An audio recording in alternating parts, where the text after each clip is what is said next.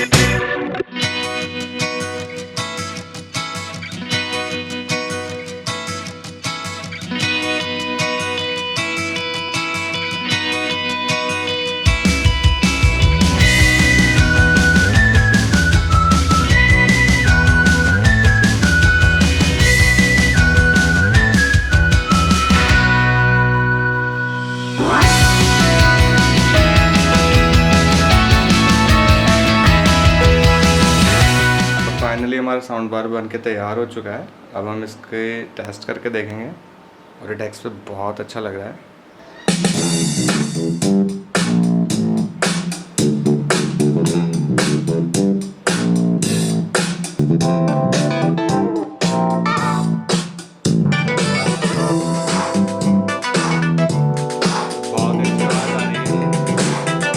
Guys आवाज़ तो बहुत अच्छी आ रही है, तो एक दो साउंड और ट्राई करते हैं।